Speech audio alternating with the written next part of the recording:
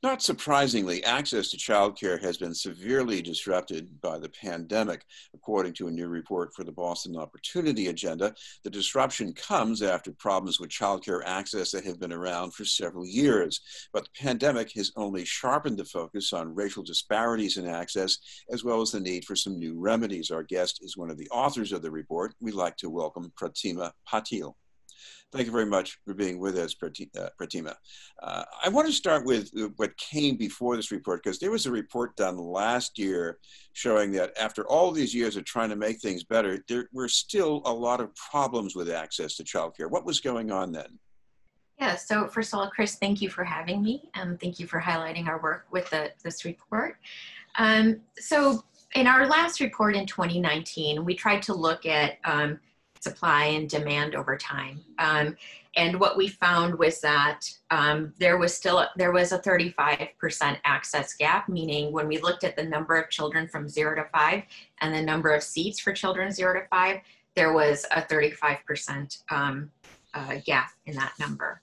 So the sector was already facing problems in trying to meet the needs of families. What has happened since then with the start of the pandemic in March? So we looked at, since then, we looked at trends from 2017 to March 2020 and saw that there was a slight decrease, but starting from March, there was an accelerated decrease due to the pandemic.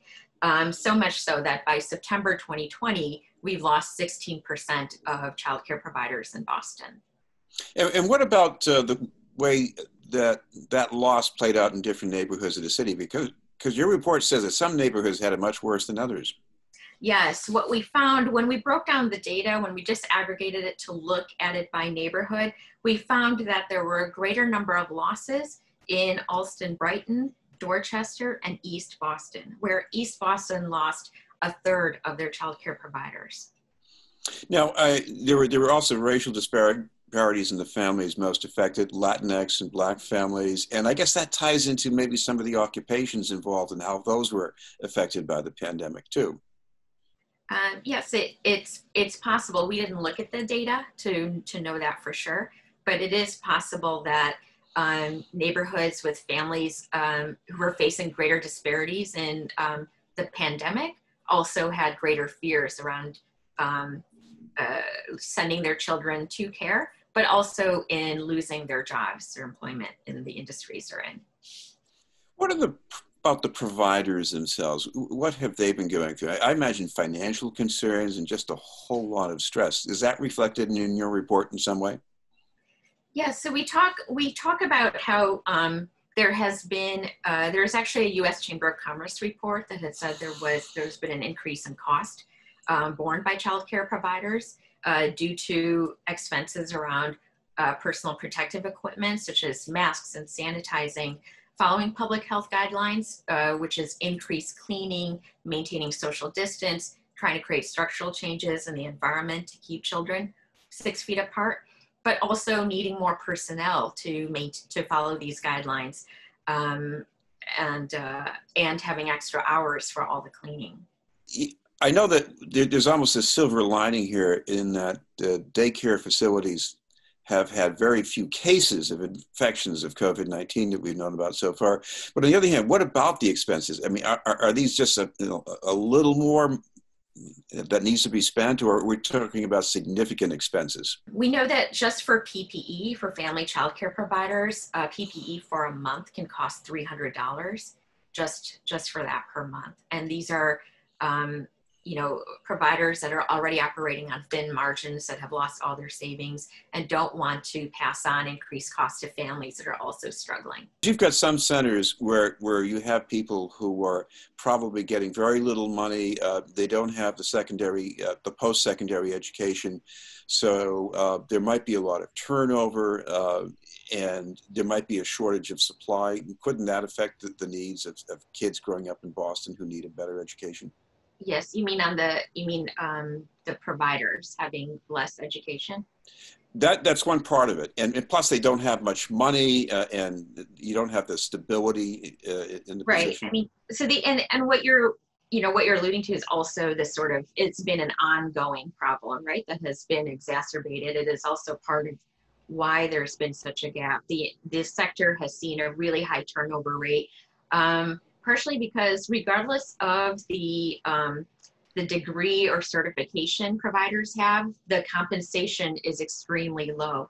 Many times childcare providers, whether in centers or in family childcare, have second and third jobs. They have to take out loans. They rely on a spouse's job as well. Sometimes they're on food stamps.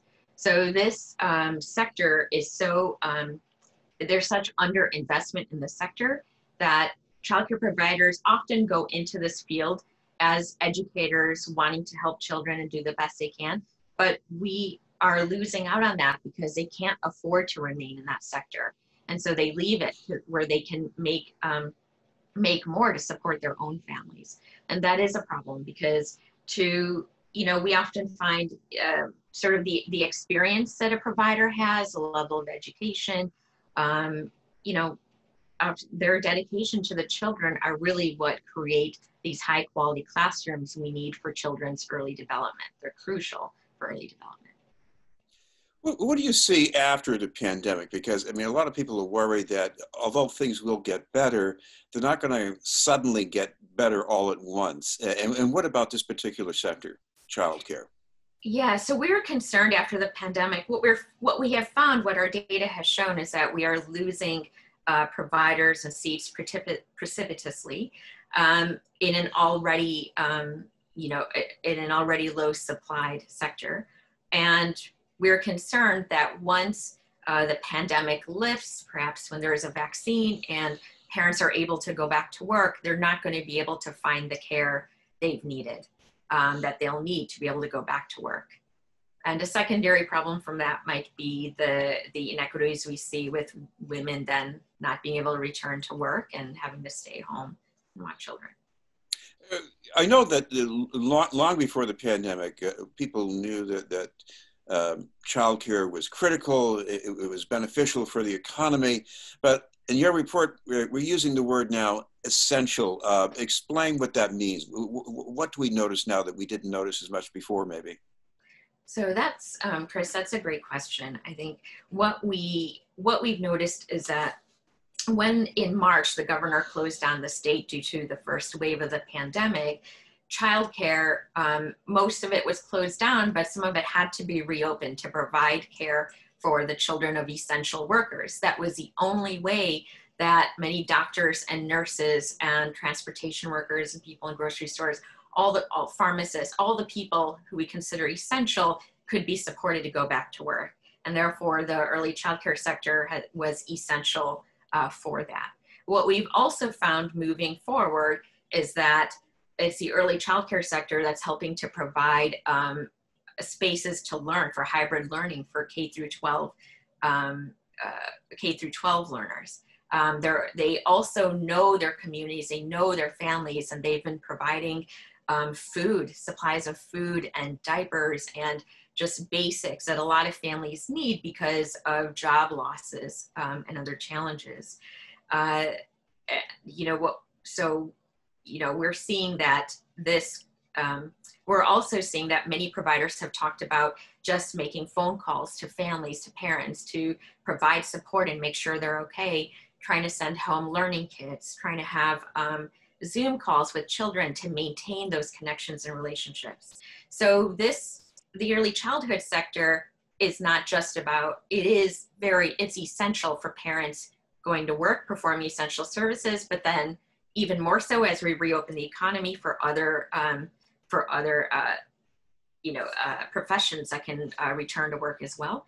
But we are also seeing that this sector has been critical for K through 12, for the public health response in teaching children all the public health guidelines of wearing a mask and washing hands and maintaining distance, and teaching the families of those children, and for providing a number of these other essential services to families. One other disparity this report points up is that some of the organizational providers were well positioned to take advantage of government aid to keep going, but there were some smaller operators, maybe family-based providers. They didn't have the financial infrastructure to do this. Now, that's a pandemic problem, but what about the future? Does something need to be fixed there so that these smaller centers can survive? Yes, it's a pandemic problem, but it's a problem that preceded the pandemic as well. Part of the reason that family child care providers often were more challenged in accessing the CARES Act loans is because they didn't have bank accounts. They are often very experienced in working with children, but may have not gained the experience and skills around having a bank account and accounting and things like that.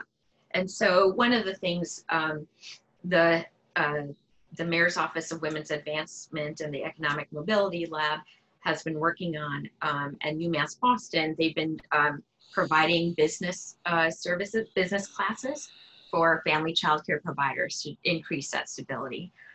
And so yes, they could not, family child care providers could not accept the loans. It takes a lot of work to apply for those grants and loans. And so often centers will have the administrative capacity to research and write all that up and follow up with that. Whereas a family child care provider is trying to survive day to day, watch children day and night and clean, and they don't have the time to do that. Well, thank you very much for explaining all that and being with us. Thank you, Chris. It was a pleasure. Pratima Patil from the Boston Opportunity Agenda. We'll have more news in just a moment.